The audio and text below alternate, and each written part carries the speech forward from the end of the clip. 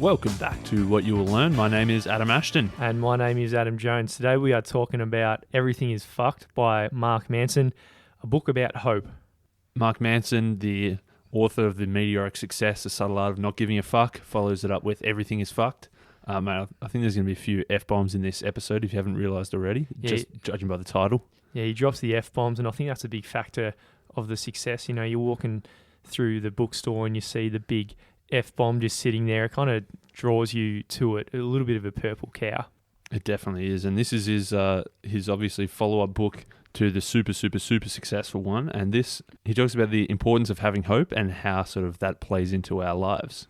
Just as a way to frame the book, Manson talks about how every day, you know, you go and get your morning coffee and someone just writes your name on it. And it's just your name there. And they say, yep, well done, have a nice day, and then you're off and having your coffee. The type of barista that Manson would be is quite different. What Manson would write is, one day you and everyone you love will die, and beyond a small group of people for an extremely brief period of time, little of what you say or do will even matter. This is the uncomfortable truth of life, and everything you think or do is but an elaborate avoidance of this. We are inconsequential cosmic dust, bumming and milling around on a tiny blue speck. We imagine our own importance. We invent our purpose. We are nothing. Go and enjoy your fucking coffee. Man, imagine if you cop that on your morning coffee. Yeah, it'd really slap you up. That'd be a wake Slap up. you up more than the caffeine, I'd say.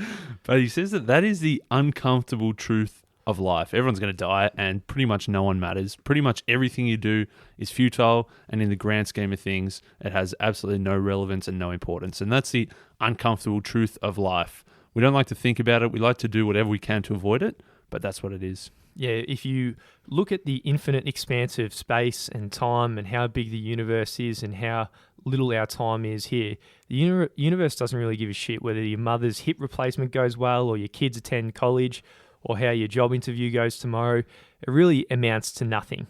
Of course we care, and we try to desperately convince ourselves that because we care, it must have some kind of greater cosmic meaning behind it. We feel that, you know, because deep down we need this sense of importance in order to avoid the uncomfortable truth, and we project this sense of importance onto the world around us because it gives us hope. So that's what he talks about here, is that the book is all about trying to find some kind of hope. Even though we're pretty much useless, we need to feel some kind of hope in order to drive us forward.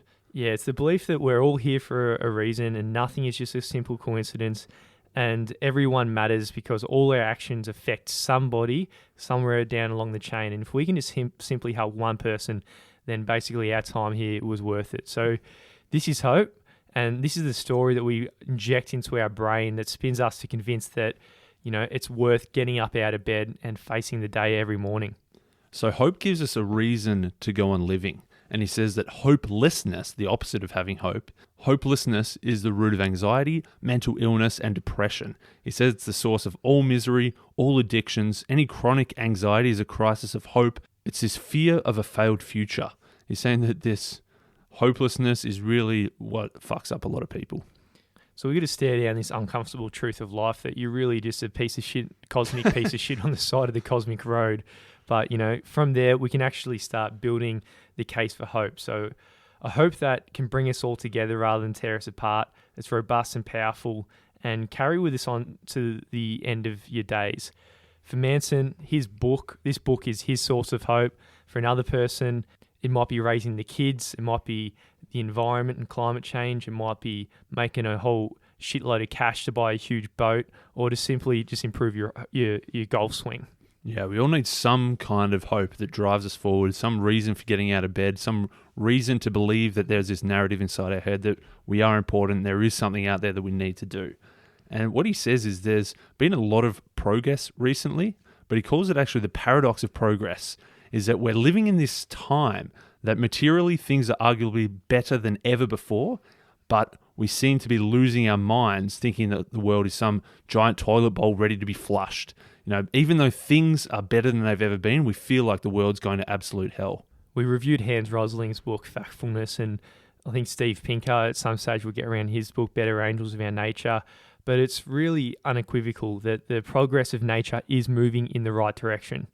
We're more educated than ever. Violence is on the way down. Racism, sexism, discrimination, and violence against women, they're really at the lowest point in history. Half the planet has access to the internet. Extreme poverty is at an all-time low. So that's kind of the good news, that all of these good things are on the way up, all these bad things are on the way down. It feels like we're at this best point in history.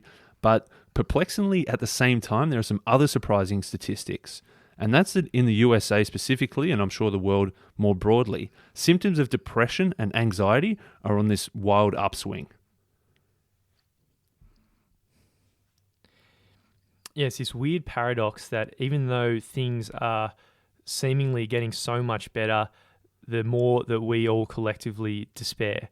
So it can be summed up in one fact: the wealthier and safer that you're living, the more likely you are to commit suicide. Which is very weird, because it's these things that we're striving for, to be more wealthy and healthy and safe. But as we strive for these things, that we're actually going to be more likely to be depressed. So that's a real weird paradox, which is a bit of a pain in the ass. It really is a paradox. And he says that the better the world gets, the more we have to lose. And the more we have to lose, the less we have to hope for. So because everything is getting better, unfortunately, our hope is sort of deteriorating, because we feel like, we've improved so much. How much more could we improve? And we feel like, well, we've got all this good stuff now. We could lose it. And that leads to that deteriorating hope, or an increasing sense of hopelessness.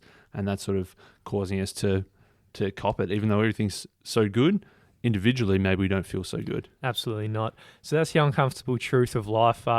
There is this overwhelming sense of hopelessness around the world. The rest of the book, we're going to try and understand how we can inject a little bit more hope in our life, in terms of understanding the two brains that, a lot of authors just go and read Danny Kahneman and just rip it into their book somehow.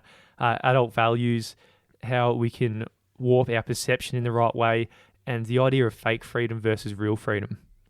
So he says that there's a classic assumption that's pretty much perpetuated itself throughout all of psychology and philosophy. And he says this classic assumption is that we have a sense of self-control. And this self-control is exactly what we need to feel hope. We feel hope because we feel like we can control things, which means we can change things, which means we can improve, which means we can get better, which means obviously that's where that sense of hope comes from.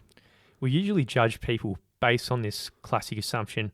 So if someone's walking down the street and they're obese and they're huge, it's kind of ridiculed and shamed, because you just think their obesity is simply just a failure of their own self-control.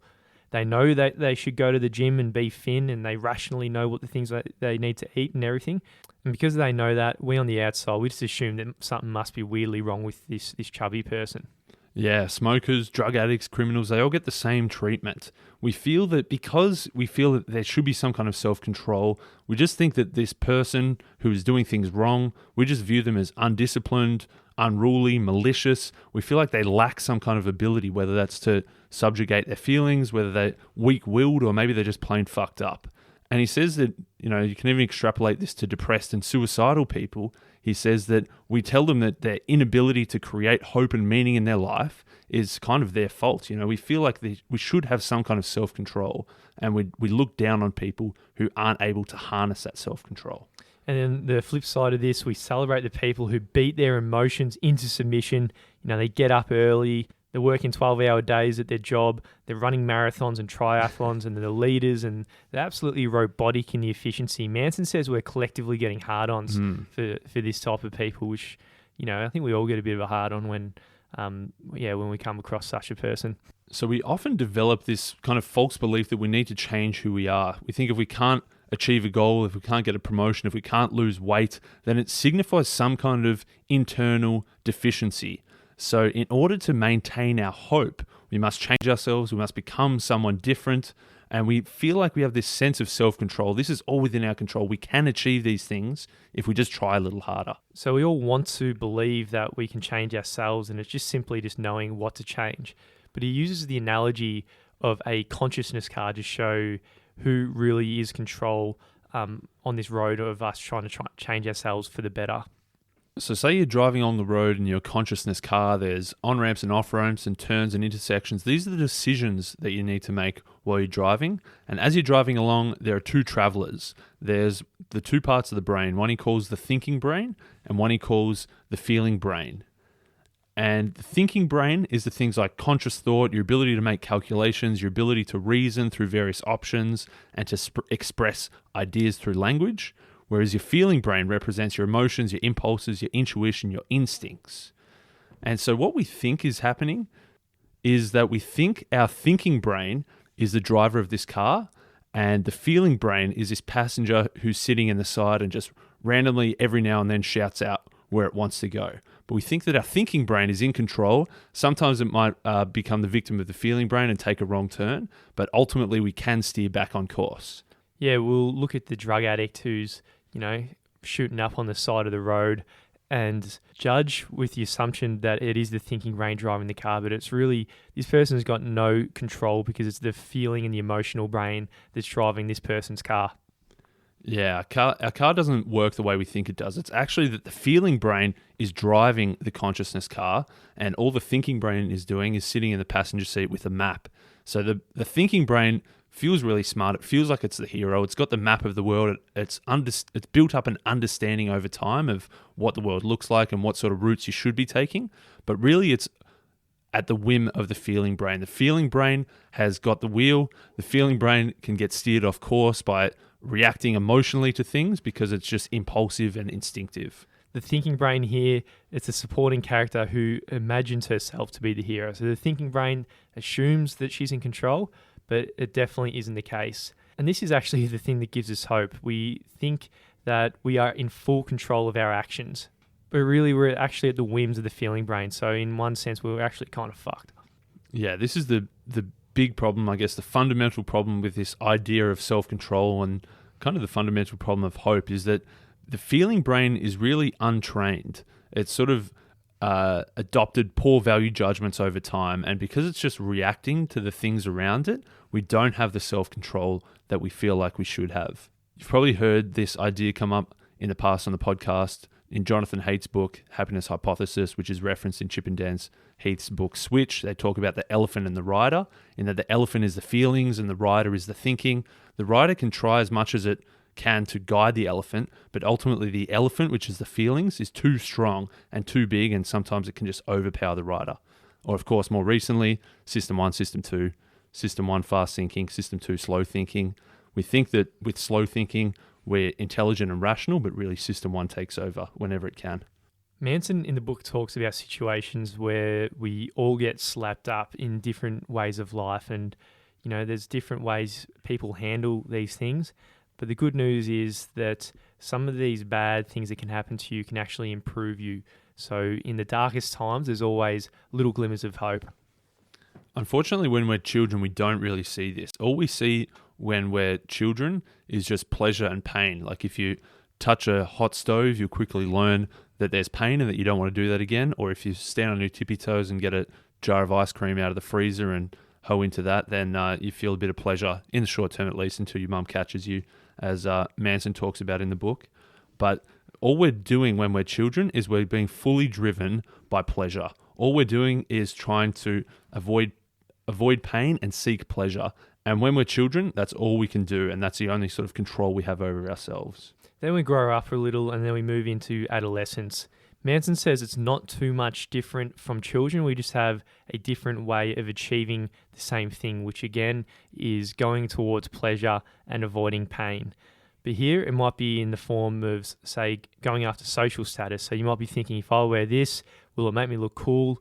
If I talk like that, will that... Not cool, mate. Will people like me? That was pretty cool. But nothing is done really for its own sake. Everything is a calculated transaction, usually out the fear of negative repercussions. So basically everything is a means to a pleasurable end. What we're starting to do is we're starting to learn a few things about the world around us, and we're starting to form some principles. So, we say that we need to take care around dangerous things so we don't get hurt. We learn to be honest so that if, maybe we get caught in a lie one time and people get pissed off, we know that lying is a bad thing.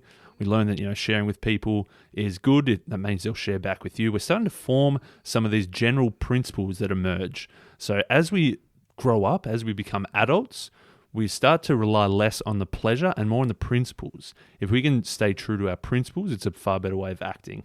Now, a lot of people around the world are still in this adolescent phase, paradoxically, even in their 30s, 40s, 50s, and right until the end and when they cark it. But we need to move into become an adult, and this is acting in a very different way. So an adolescent, for example, might say she values honesty only because she has learned it produces good results. But an adult will be honest as the end in itself, regardless of the costs that comes from acting in certain ways. Yeah, so that's sort of the three phases. So a child is just seeking pleasure. An adolescent is seeking pleasure through principle, so they be honest because they get rewarded at the end, whereas an adult is just going for the principle itself. So just being honest for the sake of being honest, regardless of the pleasure. So truly adult values, when you are living these values, even though that you're going to get slapped up, you can actually benefit a lot from the unexpected and grow from living in these values. For example, the more fucked up a relationship gets, the more useful honesty becomes. So if you're brutal in terms of your honesty in a relationship, yes, there's going to be a bit of pain, but over the long term, it's anti-fragile and your relationship actually benefits. And that's what living as an adult is. Yeah, anti-fragile. He had a big chunk, like 5 or 6 pages, all on anti-fragile. It was a good part of the book saying that, some of these truly important principles that we've developed in adulthood, they are anti-fragile. Like, say, building courage. If the world gets terrifying and everything seems to be fucked up around you, it takes more and more courage and it becomes more important to summon that courage. So that is anti-fragile. Yeah, I think that's good advice. So by growing up and becoming more virtuous, by making the simple decision in each moment to treat ourselves and others as ends, not merely as means. So what this means is be honest, don't distract or harm yourself, don't shirk responsibility or succumb to fear, love openly and fearlessly, because there's really no heaven or hell coming around in the future. It basically just comes down to the choices you're making in the moment. So that was all about, being an adult, taking on these adult principles rather than just trying to seek pleasure. And so the next section he talks about is all about perceptions and how the way that we view the world tends to warp, and the way that we perceive things tends to warp how we view reality. He talks about this study, which he refers to as sort of the blue dot effect, which I think was called the prevalence. What was the actual word for it? Don't know. We'll call it the blue dot effect. And so the study was where there's a scientist there was a blank screen and a dot showed up, and the dot was either blue or purple. And if you saw a blue dot, you had to hit blue, and if you saw a purple dot, you had to hit not blue on the keyboard. At the start of the study, they showed mostly blue dots, like 80-90% blue dots. So you're hitting blue a lot and you weren't hitting not blue so much. You had to do 1,000 of these things. And sort of from towards the back end, they started not showing blue at all. They started showing the majority of dots being purple or shades of purple. And what the weird thing was that people started hitting blue when things were not blue. So because you're expecting to see so many blue dots and you started just seeing a whole bunch of purples, your mind sort of warped it to start to see more blues even though they weren't blue. In a similar vein, researchers extended this study but to people's faces. So they showed a mixture of threatening, friendly, neutral, loving, and what the participants had to do was either knock threatening or non-threatening. Initially, a large number of threatening faces were shown, and all of these were correctly identified as threatening. But later, they turned down the amount of threatening faces going on the screen, showed more happy and loving faces. But people made a lot more errors. They started calling neutral expressions threatening. So it's kind of weird that because we're expecting to see something, even though we're seeing less of it, our brain warps to show us that it's still there.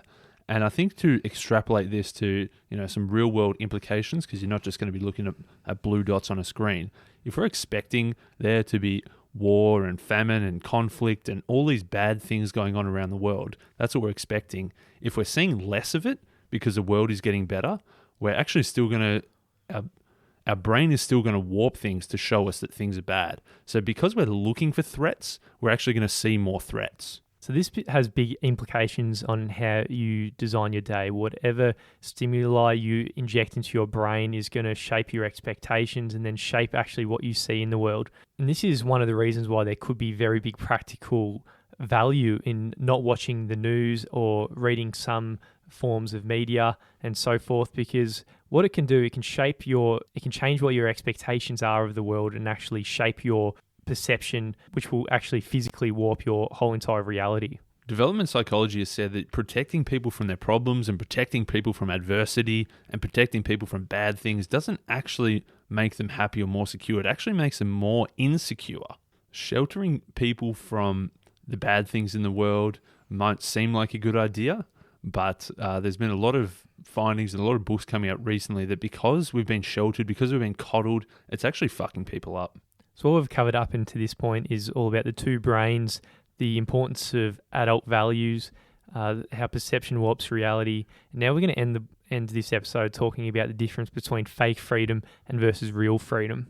Fake freedom is the idea that we all want a whole bunch of things. You know, we want to sit on the couch. We feel like sitting on the couch and watching TV is a form of freedom because it means that, you know, we don't have to do something else. We don't have to work hard. We don't have to exercise. We don't have to do our chores. It feels like sitting on the couch and watching TV is a kind of freedom. Or, you know, going on a holiday to the beach, that's a kind of freedom as well. We feel like being able to choose what we do, when we do it, and being able to go on holidays and sit on the couch, we get a sense of freedom out of that, or we get a feeling of freedom. But Manson says that that's not real freedom, that's fake freedom. Real freedom actually comes from sacrifice and choosing what to give up. So it's really the only one true form of freedom. The only ethical form of freedom is through actually self-limitation. So you might have this impulse to go there and sit on the couch, but self-limitation, you deny yourself that pleasure in that one experience to actually go to the gym. And over time, that's going to generate the real freedom.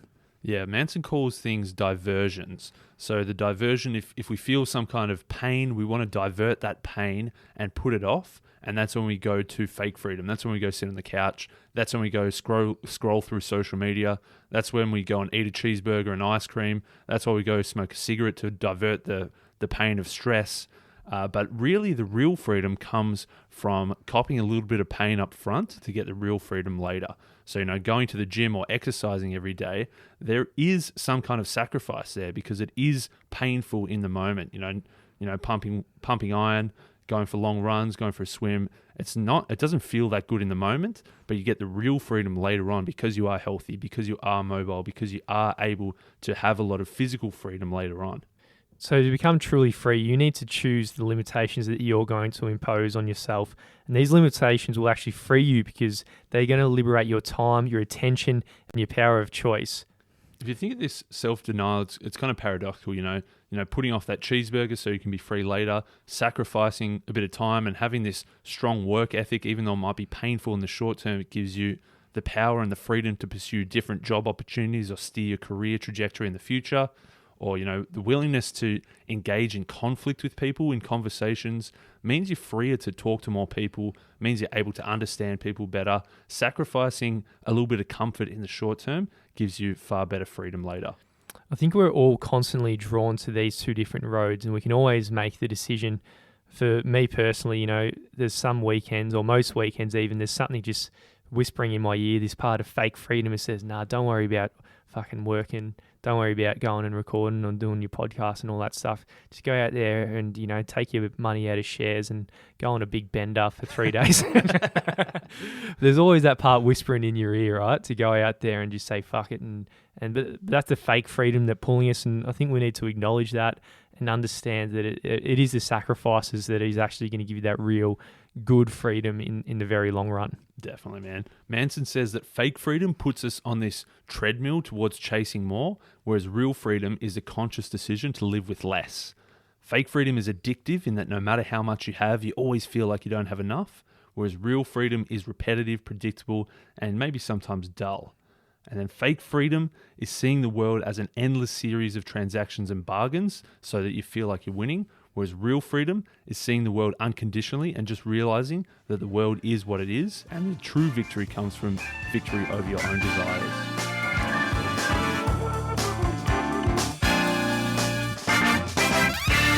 If you haven't signed up yet to our email list, jump on the website, chuck your details in, and once a month we send out a bit of a summary of all the books that we've read and the things that we've learnt from that month. What we do on the podcast is we share the best bits from the books, sometimes we don't think the books are the greatest. This is one example where I think the book itself wasn't that good, and I think our podcast episode really did the book justice. So if you're thinking about buying a book, maybe jump on the email list, check out our rating out of 10 first.